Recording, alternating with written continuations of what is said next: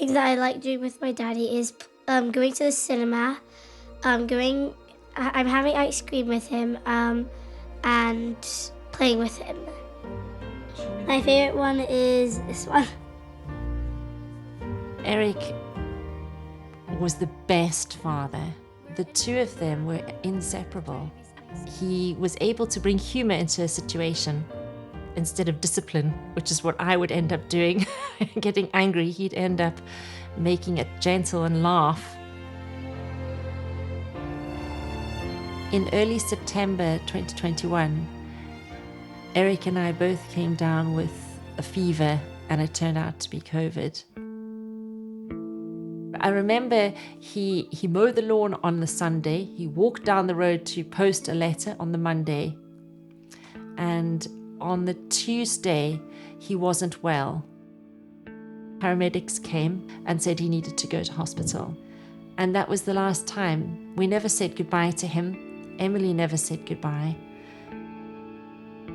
Emily was in bed with me that night, and we watched him on the camera. On that morning, they phoned and said, please log in. He's only got 10 minutes before he's going to die. By the time they connected us up, he had died. And that was the Friday morning. And then we put the phone down. And that was it. Emily and I were in isolation in our house, in bed. That was it. It was the most surreal experience. I first met Cathy and Emily because they got referred to us by one of the doctors at Aberdeen Royal Infirmary. She would visit me as a friend would visit, and we'd have a cup of tea. And instantly, Emily would disappear into another room. But the rooms are close together, so she'd be listening.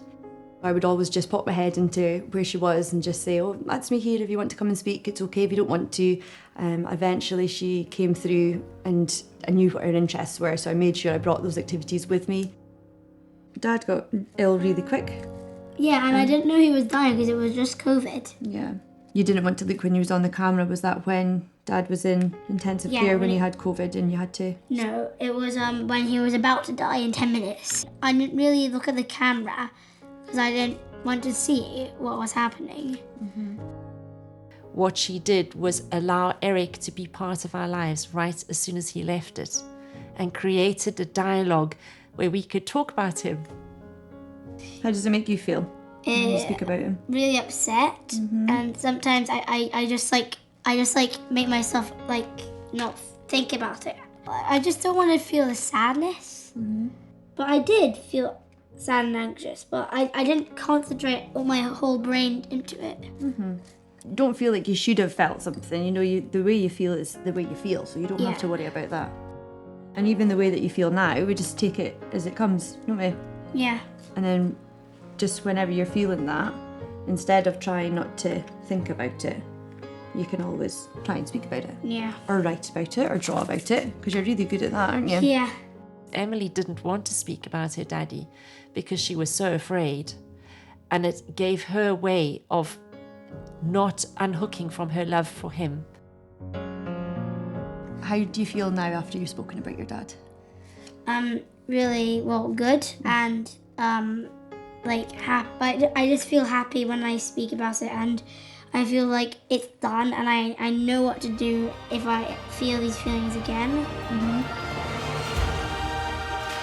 One thing Emily loves that I love seeing is her in the hills. Emily loves nature, and I'm so proud of her for that. I was always faster than Daddy. You really was? Yes. Actually.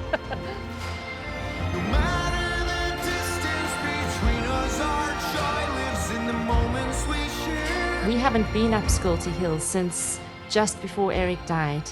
So that was our last walk together. And it'd be nice to do that again. Together. There's always a space in my heart for you.